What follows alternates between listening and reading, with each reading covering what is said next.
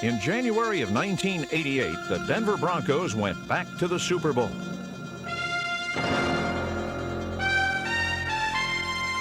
They were the first team to repeat as AFC champions in nearly a decade, a distinction they had won with class and determination.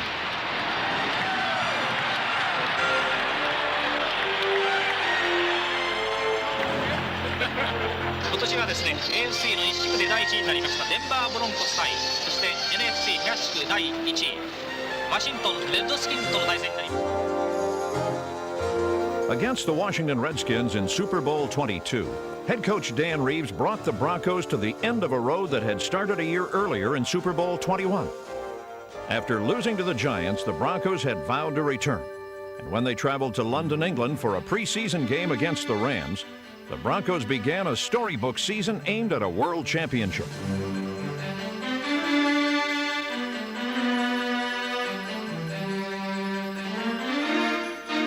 After preseason games in England and Phoenix, a strike-disrupted regular season, and an unbelievable AFC championship, the Broncos carried their dream into Super Bowl 22.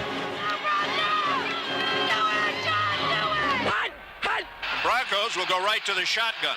First snap, Elway drops to the 35, and he's throwing it up the far side. Natil is open. Ball coming. Natil catches it for a touchdown. 56-yard touchdown pass. Elway to Natil. First Bronco. On the fifth play of the game, Denver scored the quickest touchdown in Super Bowl history. But leading 10-0, the dream turned into a second-quarter nightmare.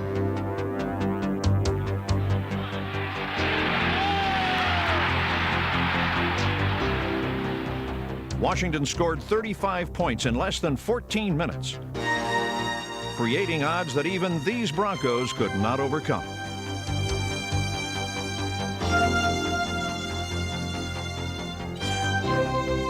Never has one game so profoundly failed to capture the essence of a proud and deserving champion.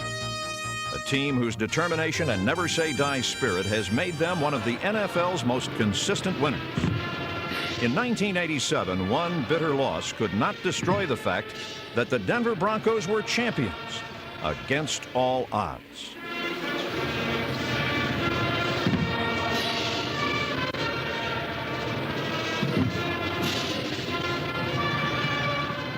You know, those are guys that when the going gets a little bit tougher, they got enough pride in themselves that they're going to work just a little bit harder. They don't want to be embarrassed. They don't like to lose. We're a football team that if we can keep it close, we feel like we can win it, you know, in the fourth quarter. And I think that's because of the people that we got. They have that confidence. They perform well under a great deal of pressure, and they usually come through with the big clutch plays that you need. So they play with an awful lot of confidence in those situations, and I think that's a reflection on their character. Denver's character would be immediately tested by the Seattle Seahawks on opening day. The retirement of 6 regulars from the previous Super Bowl squad cast considerable doubt. But fortunately, the Broncos still had John Elway. Red 28! Red 28! Seattle, a team that many had picked to dethrone Denver, raced to a 17-7 lead. The second quarter fumble return gave them a chance to put the game away. But at the last instant, Elway, number 7, stepped in to make a touchdown-saving tackle that literally turned the game around.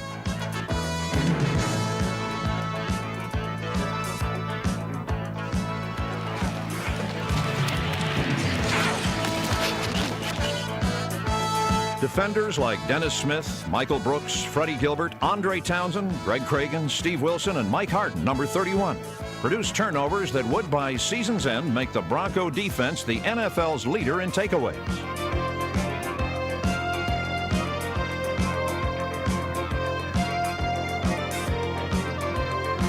Seattle was shut out the rest of the way while the Broncos scored on 5 straight possessions.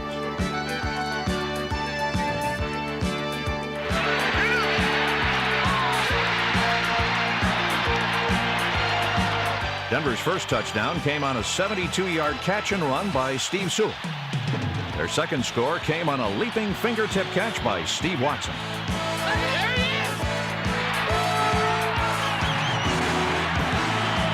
is! With Gary Kubiak holding, place kicker Rich Karlis, number 3, connected on 4 field goals. And when John Elway fired his 3rd touchdown to Orson Mobley, then his 4th scoring pass of the day, a 59-yarder to Vance Johnson, Denver was on its way to another championship season. Sewell shovels it back on the flea flicker to Elway, and here it comes one for Vance Johnson. Open 15, 10, 5, touchdown Vance Johnson. However, this impressive 40-17 victory was merely an overture to the surprises and excitement that the Broncos and all of Denver were about to experience in the season ahead.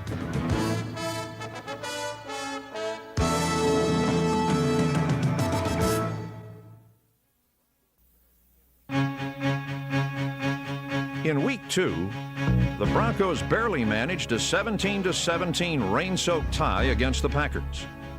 Then the season took a strange turn as replacement players filled in during a work stoppage by the regular players.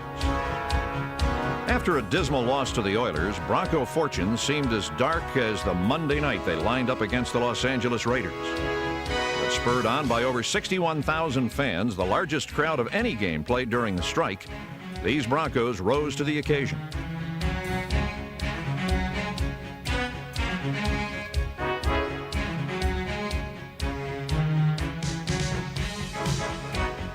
Denver won 30-14 while discovering youngsters who would later add depth to their roster.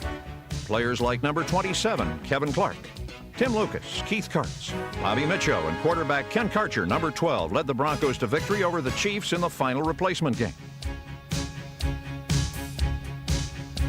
But when the veterans returned against the Minnesota Vikings in Week 6, the road back didn't get any easier. In a game postponed from Sunday until Monday night because of the World Series, the Broncos lost the game. Then running back Gerald Wilhite to a broken leg.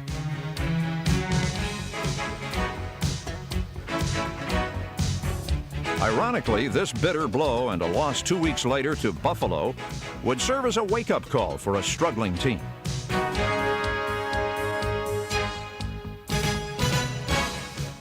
The loss in Buffalo was humiliating, not in the fact that we lost to the Bills because they're a good football team, but I think more the matter of the way we played. We played with no enthusiasm.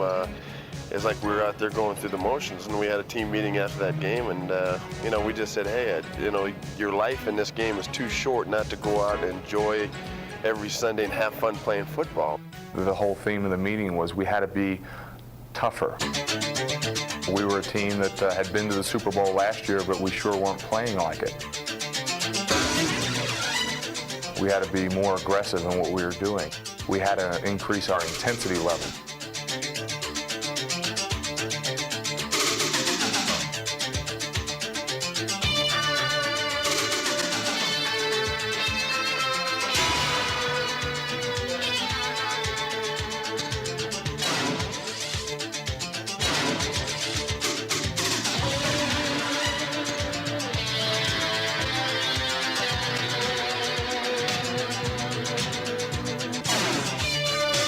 Denver's ability to create turnovers would keep them in the championship hunt, even though retirements and injuries had forced as many as 8 different Broncos to play new positions. Number 77, Carl Mecklenburg, continued to excel at whatever position defensive coordinator Joe Collier put him.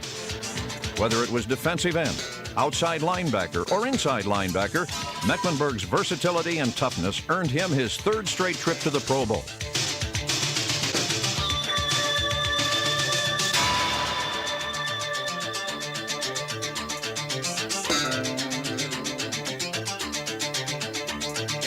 Mecklenburg had the kind of year on defense that John Elway had on offense. And after the strike ended, number 77 helped the Broncos post a shutout at home against the Detroit Lions.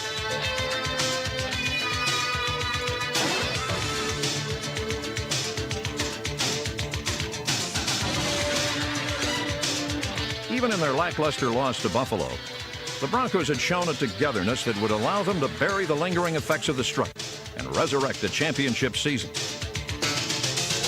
With a record of 4-3-1, it was time to see what this Bronco team was made of. And that proved to be bad news for the Chicago Bears. Here we go, man. We got 60 minutes of football.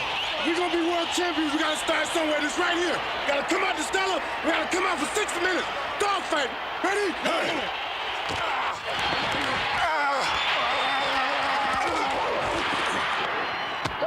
On a cold Monday night in Mile High Stadium, a national TV audience witnessed an intensely fought contest. Unfortunately, the Bronco defense and Rulon Jones, number 75, got off to a shaky start. Cheap shot. Let's make a big one here. Let's go.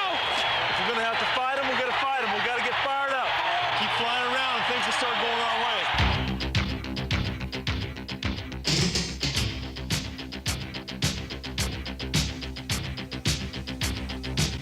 Chicago raced to a 14-0 lead. But then Denver opened fire with its shotgun. To take advantage of his quarterback's many talents, Dan Reeves loaded Elway into the shotgun formation most of the night. A brilliant move that allowed number 7 to trigger a comeback. Well, I think that it really puts a lot of pressure on the defense because if you're playing a team that likes to bring pressure, it gives me that extra half second to get rid of the football and be more accurate with it. Plus, it's easier for me to avoid a rush when I'm sitting back there. It's easier for me to see it coming, plus move out of the way. So there's a lot of advantages. Elway used every dimension that the shotgun offered to beat Chicago's rush and narrow the Bears' advantage. Running to his right, and the flag's down. Throws the pass for Sewell. It is tipped. Gets it out of the Trailing 14-7, Denver then watched the Bears roll to their 1-yard line, where they braced for an attack from the refrigerator. Perry and Payton are the running backs. Moorhead in motion. Give it to the refrigerator. He does not make it. He slams straight ahead, and the Broncos have come out of there with a football. Is it a live ball? As they run it up the far side, Mark Haynes comes away with a football, and it is a live football, and it's returned by Mark Haynes to the far side of the field in front of a berserk Mike Ditka. In a stunning turnaround, the Bears lost the momentum, while the Broncos found the spark they needed to ignite victory. Mark Johnson, touchdown! And the Broncos have a 22-yard touchdown pass. The snap, Elway throwing it toward the end zone. The teal is open, touchdown! And the Broncos have scored 3 touchdowns after being behind 14-0. A seesaw second half finally turned late in the fourth quarter.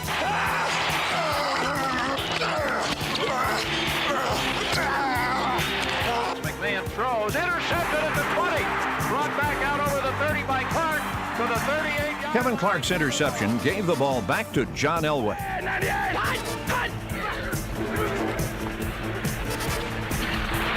There were barely 8 minutes remaining, and trailing 29-23, number 7 demonstrated why he is pro football's best quarterback when the game is on the line.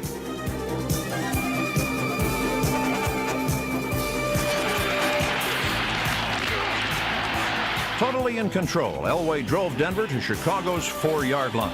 Pitch the ball to Sewell. Steve running to the right. He leaps, he scores! Sewell just decided to go over the top. And the Broncos are back in the lead. 4:58 to go, 5-yard run by Sewell. With 5 minutes remaining, the Broncos defense stepped into the spotlight. Chicago hadn't lost a game in the last 25 times that Jim McMahon was the starting quarterback. 75,000 on their feet. McMahon brushed up in the pocket. Sacked for the first time in the game. Rulon Jones and Mecklenburg. It's a great play, baby. That's a beautiful play. Yes! Led by down linemen Rulon Jones, Carl Mecklenburg, Andre Townsend, and Greg Cragen, Denver dropped McMahon 3 times to finalize a 31-29 victory.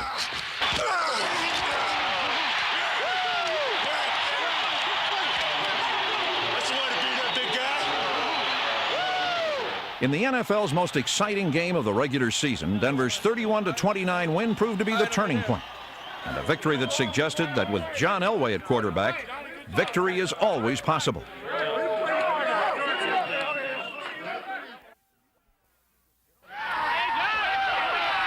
In only 5 NFL seasons, the legend of John Elway has grown bigger than the Rocky Mountains. When the gladiators get into the ring, Elway Elway been known to do his thing. I don't know the Denver Broncos preamble, but they say Elway is dangerous when he scrambles. Real bad back in Denver. The money I'm You gonna might just say, be thankful to know that it's they been love. just a six.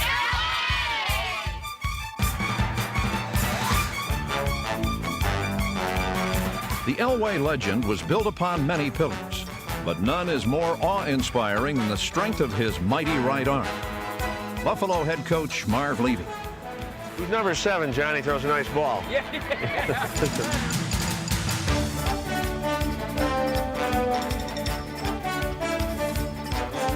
John's got it all. He's intelligent.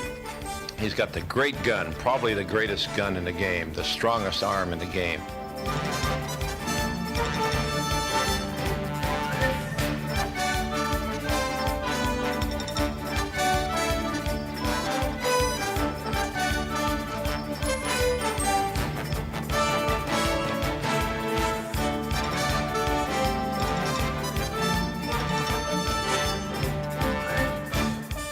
John's arm is incredibly strong, I'm telling you.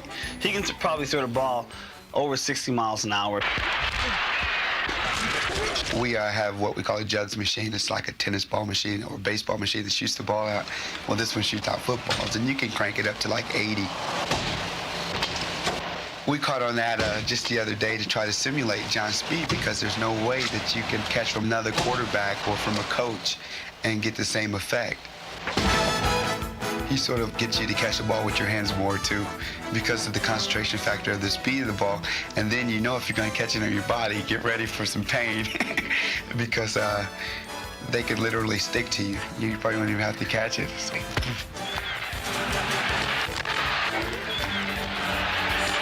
Elway's quick draw and 6-shooter straight passes earned him equal billing with John Wayne. And in 1987, the Duke's multi-talents made him the NFL's most valuable player. Yeah, he throws it harder, but sure, any quarterback can throw. But the thing that stands out in my mind about him is he's such a great athlete. I mean, you see him scrambling, you see him run the ball. And you don't find many quarterbacks doing that in the NFL. And I think that's one of the reasons why he was the MVP. He does so many things other than throw the ball well.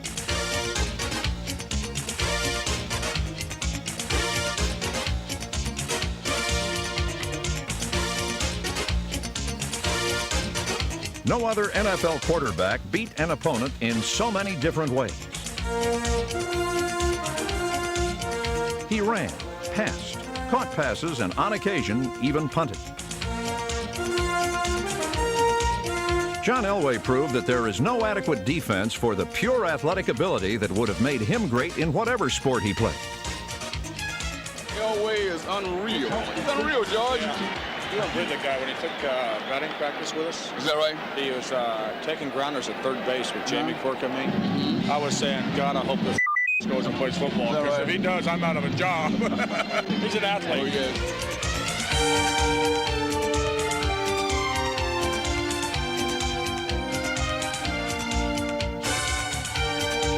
Well, there's no doubt. I think the thing that separates him from anybody else are his physical abilities. I've never seen a guy who could take a busted play and turn it into more big plays than he can, and I think that's what separates him from the rest. His ability is as good as anybody's, but his ability to improvise is better than anybody's.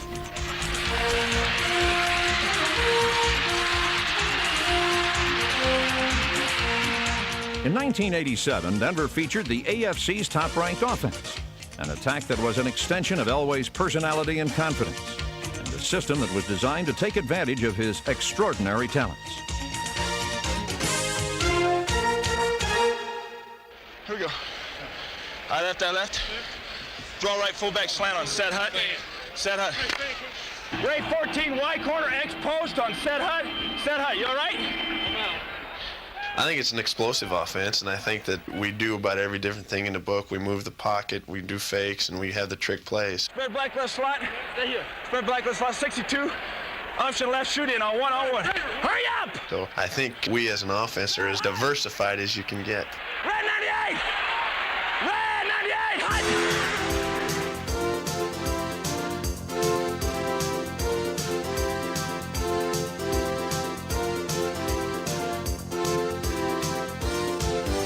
Last season, Elway passed out frequent flyer awards to his exceptionally talented wide receivers, who made the Broncos offense one that exploded in all directions.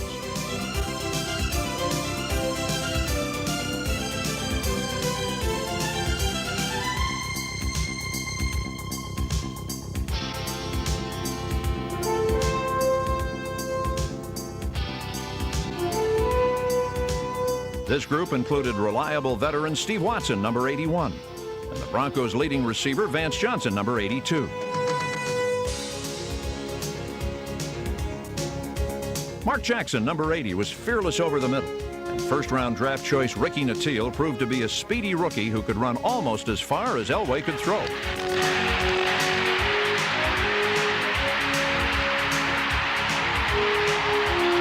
Each week, Elway threw the ball like a quarterback who wanted to return to the Super Bowl.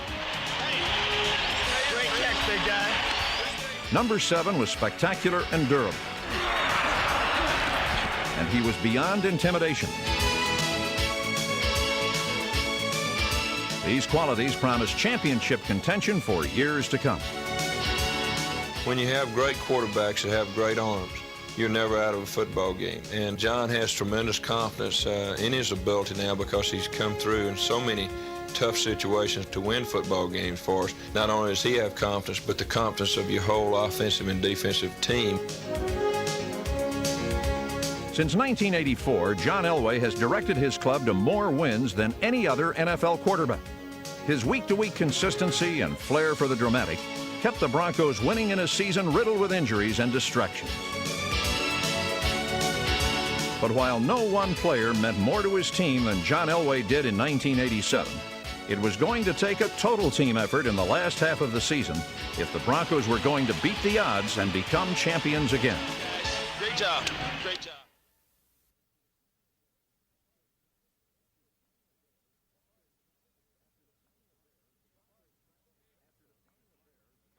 Come on, Keith.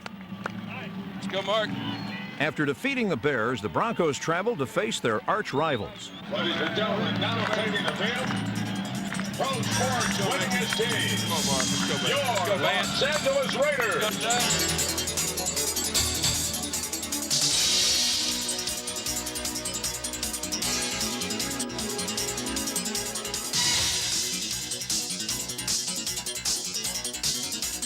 Raider rookie Bo Jackson's impact was sudden and swift, but the response of the Bronco defense was equally powerful.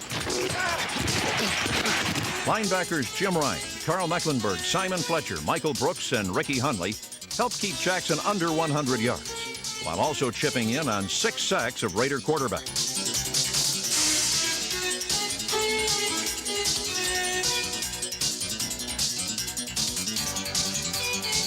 Denver's defense profited from the good field position that punter Mike Horan, number 2, and the Broncos special teams pounded out.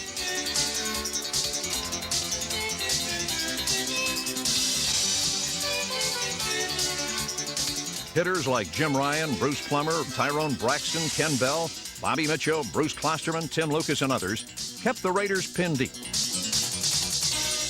while kick returner Ricky Nattiel kept the Broncos shotgun loaded with good field position.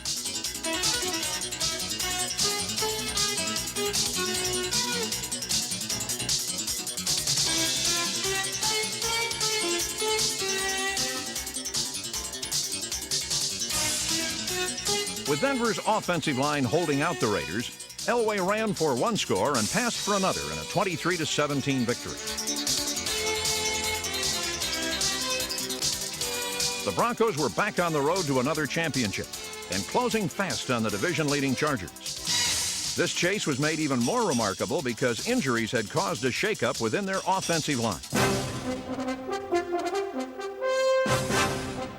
Anchored by Pro Bowl guard Keith Bishop, number 54, guard Stephon Humphreys, centers Mike Freeman and Larry Lee, tackles Ken Lanier and Dave Studdard, Denver overcame a season-ending injury to starting center Billy Bryan to become a cohesive and dependable group that enjoyed its physical profession.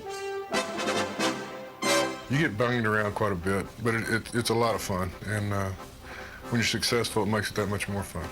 You don't really think about it that much when you're playing. Now, if you start watching the highlight films or close-ups where you start watching what goes on, and they have some sound put in there that what really takes place is kind of scary to watch.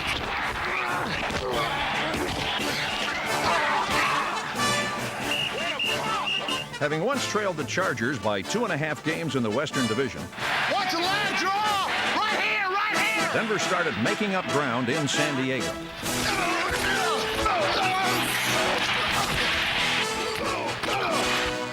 Denver stormed down the field on its first possession as the offensive line dominated the line of scrimmage.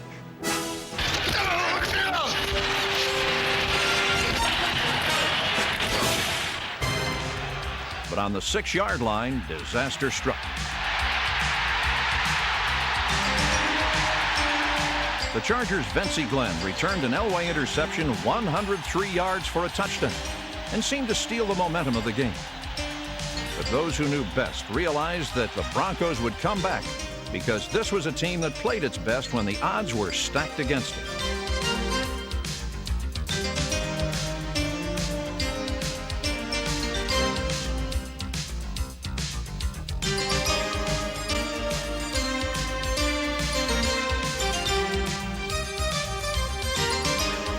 John Elway passed for 347 yards, ran for 40 more, and nearly wore out a Charger defense that spent a long and frustrating day trying to contain him. The big thing you want to remind him of, if he's that shotgun, don't let him get away with coming out of the backside.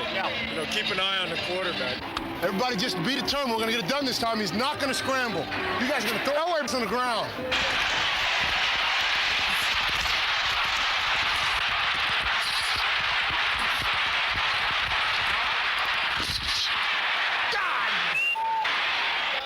Nice move, John.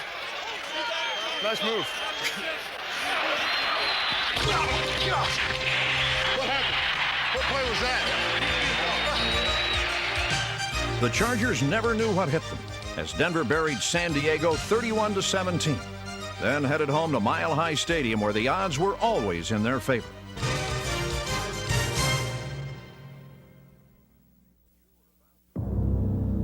You are about to enter Mile High Stadium, a dimension of the mysterious and unexplainable, where imagination runs wild and reality is suspended.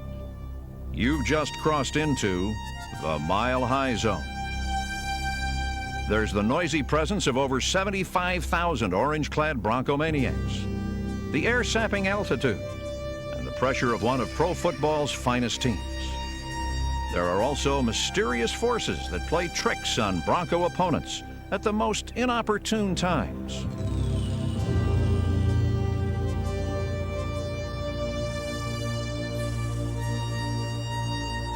Submitted for your approval, Mile High Stadium, a fantastic and deafening realm where the Denver Broncos have the NFL's best home record since 1984. In Week 12, mystical powers were in full force against New England. After a dismal first half, Denver fans lifted the decibel level to a pitch that shattered the Patriots' concentration and stirred up a dramatic Broncos comeback.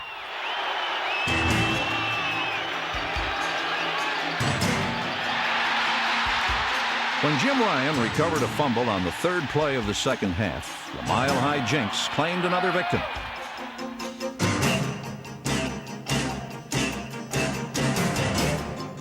Quick touchdowns by Tony Bodie and Rick Massey evened the score. And defenders Mike Harden, Walt Boyer, Jeremiah Castile, and Rick Dennison bottled up the Patriots throughout the second half, allowing the Bronco offense to do what they did best.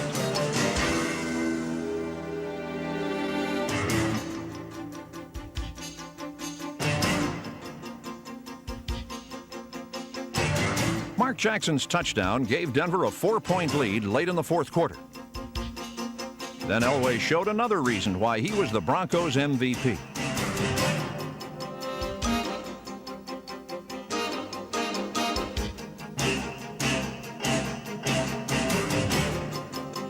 Elway's quick kick pinned the Patriots at their own 5-yard line. And from there, the final nail in the Patriot coffin was hammered in by cornerback Mark Haynes. 2nd and 5. Ramsey in the end zone. Throws toward the far side. Intercepted. Haynes. 10, 5. Touchdown. Mark Haynes returns for the touch, and the Broncos lead 30-20.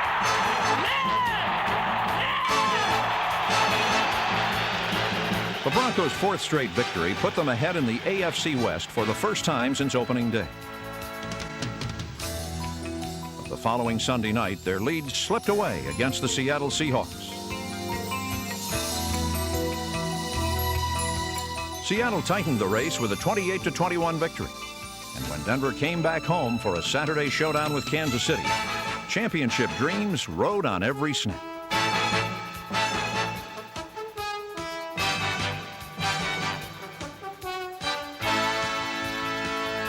Touchdowns by number 23, Sammy Winder, and Gene Lang staked the Broncos to a 17-0 lead. But the second half nearly belonged to the Chiefs.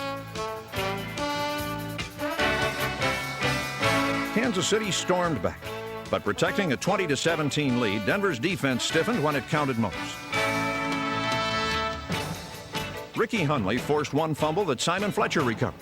And in the final seconds, strong safety Tony Lilly broke up what would have been a winning touchdown pass.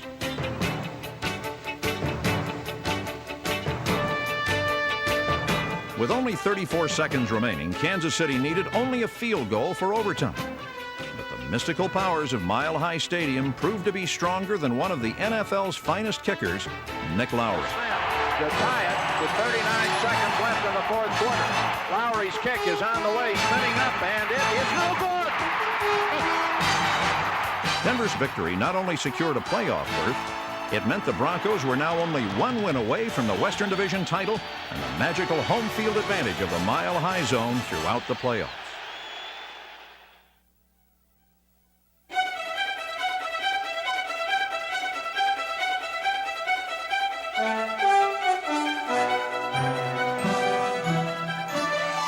Through a blinding blizzard and a -9-degree wind chill,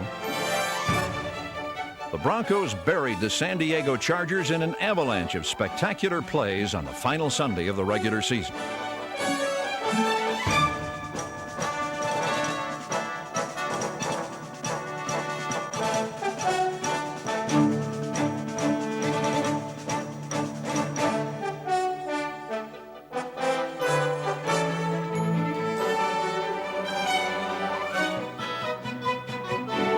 Kevin Clark's stunning 71-yard punt return on the fourth play of the game was only the beginning, as the Broncos snowballed the Chargers in a classic Rocky Mountain ambush.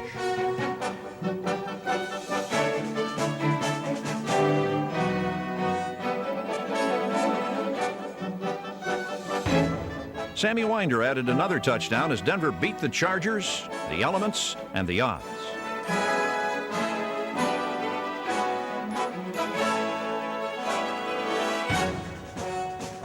The Broncos wrapped up their third Western Division championship in the last 4 years when number 98, linebacker Ricky Hunley, returned an interception 52 yards for the final score.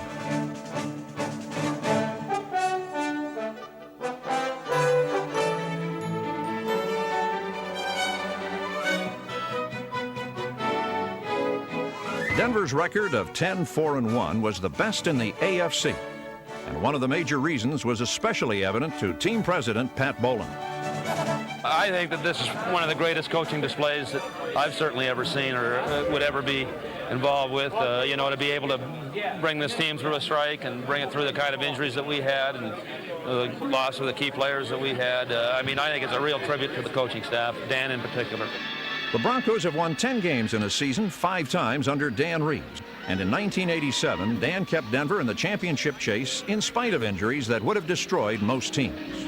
The thing that I like about Dan right now is I think he structures what he has, what he's doing to the people he has, and he makes it work. Let's go with the X and Y corner wings then. Okay. Dan is a very demanding coach. I think that he's the type of guy that he wants to see every guy on his team become the best football player that he can possibly be. I've never been around somebody more competitive than Coach Reeves, and it's great. It's great to be around a guy that just will not tolerate anything but your best. Last year, he had a bet with John Elway in one of the games, and I guess they were betting each other on who would lose their temper first. And I think Dan said something to the effect, do you want that in cash or a check? Everybody really respects Dan. They know that he's gone through what we're all going through now. He's played the game and really has an insight of what football is all about. And I think that, you know, he treats us with respect and treats us like men. And I think that that's why everyone likes to play for him, play hard for him. He's done a lot of things personally to help me through some of the rough times I've had while I've been here. And as far as speaking of the man, I can't say enough about him. I do just about anything I could for him. Last season, the Broncos responded to Reeves' direction with their 4th playoff appearance in the last 5 seasons. Denver's first opponent was the Houston Oilers. However, their brash talk and bag of tricks proved to be no match for the playoff-proven Broncos.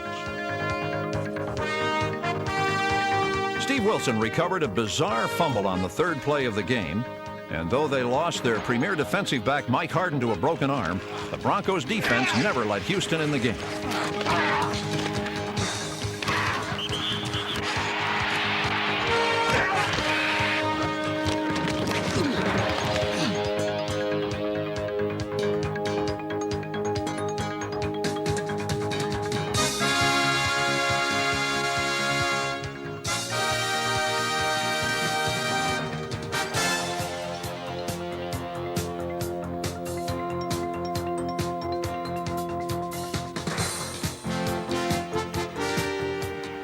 Backs, throws it, looking for Kay in the end zone. Touchdown! Fingertip catch, Clarence Kay. Elway to Kay, 27 for the score, and the Broncos lead 13-0. Tight end Clarence Kay caught 2 touchdown passes, and interceptions by Haynes and Mecklenburg caused 2 Oilers scoring drives to short circuit. First down at the 20, and Moon again to throw. This time the pass is intercepted at the 10-yard line. Mecklenburg across the 20, out to the 25, still going, out to the 28-yard line. With a 34-10 win, the Broncos stampeded into the AFC Championship game for the 2nd straight season.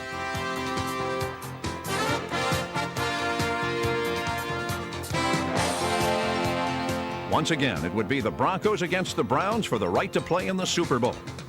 Only this time, the dog bones of Cleveland Stadium would be replaced by the electricity of Mile High Magic.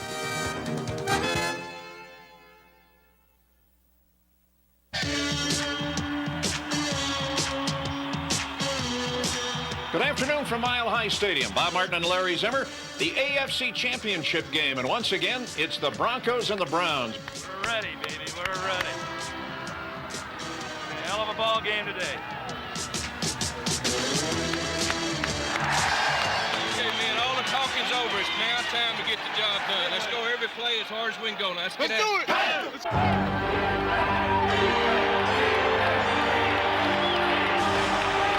Big games rarely live up to expectations, but this television thriller for the AFC Championship simply overwhelmed me.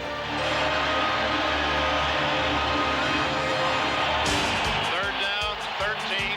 Kosar backs, throws it into the blitz. It's juggled. It is intercepted.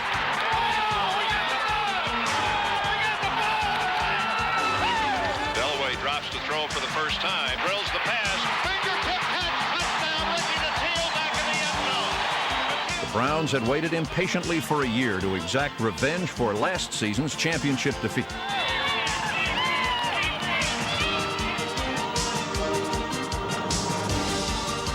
But in the first quarter, they were stunned by Freddie Gilbert's interception, victimized by Tony Lilly's forced fumble, and pushed around by the AFC's top-ranked offense. In motion. 2nd down and 3 Broncos. The pitch, and here comes Lang over the 50, the 45, the 40, the 30. Lang at the 25, 20, 15, and pulled out of bounds.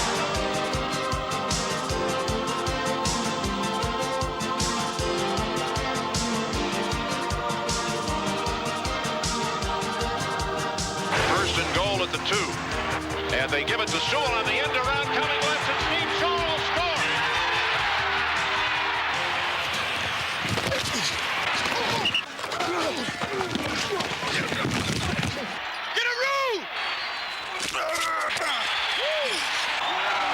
The Broncos led 21-10 in the third quarter when Elway pulled off an escape Houdini never dreamed of. Elway takes the snap and drops inside the 10, running up in the pocket, trying to get around some of the pressure. They throw the pass upfield. Jackson at the 25, breaks a tackle, gets out over the 30, the 35, gets a block from Sewell, and here he comes down the sideline. 20, 30, 20, 15, 10, 5, touchdown! Mark Jackson. Longest play for Denver in postseason history. An 80-yard touchdown pass.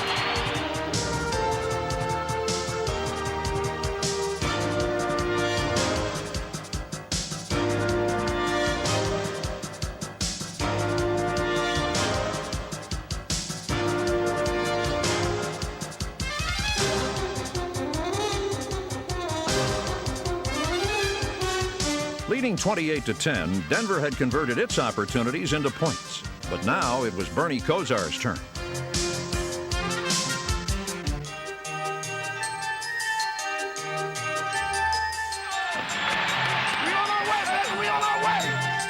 Kosar directed one of the most heroic comebacks in playoff history, finally overcoming an 18-point deficit in the final period.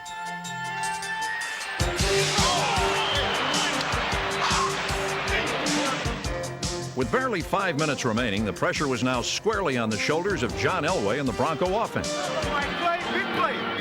We stop for one time, we'll go ahead. Let's go now. Hold on that football, guys. 1 year earlier, Elway had marched Denver 98 yards through the Cleveland mud to shatter the Browns' Super Bowl dreams. Cut out read on one. Now, from 75 yards out, the situation had come full circle. Let's go, offense!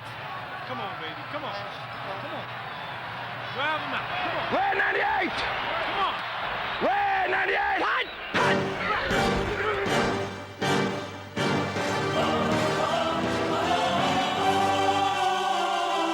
On only 5 plays, it took the Bronco offense less than 2 minutes to produce another Sunday drive of destiny. First down at the Cleveland 20, 4:12 to go. The snap, and Elway drops to the 30 and throws. It is caught, and Winder's at the 15, trying to run right to the 10, keeps it balanced at the 10, at the 5, touch, scores! Sammy Winder! 20-yard touchdown pass. Elway to Winder. The Broncos are back in front. Kim Bishop a big block, but a fine run by Winder as he kept his balance and got to the end zone. Broncos regained the lead with 4:01 to go.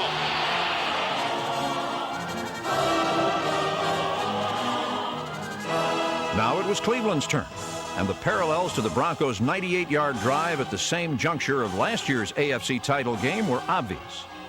The Browns were 75 yards away from the tying touchdown as Kosar and the Browns took the field for one final fateful drive. And it's Denver 38, Cleveland 31 with 4:01 to go in the fourth quarter, and I have a feeling it isn't over.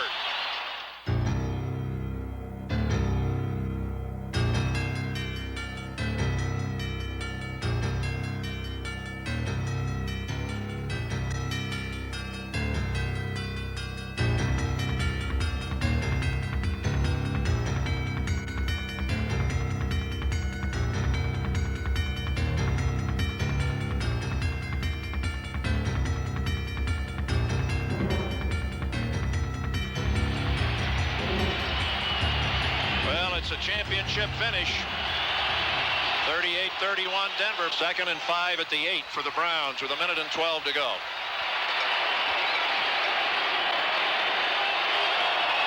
Kosar to Biner. Biner trying to slip left at the 5. He's at the goal line. Biner loses the ball. Denver recovers the fumble. Biner appeared to be getting close enough to the goal line when the ball was punched away. With it and brings it to the sideline as a trophy. What began on the 2-yard line in Cleveland 1 year earlier ended on the same 2-yard line in Denver as the Broncos produced the most stunning finish in NFL playoff history. Fate had tantalized Browns running back Ernest Biner, number 44, who had clear sailing to the end zone until he ran into reserve cornerback Jeremiah Castile, number 28.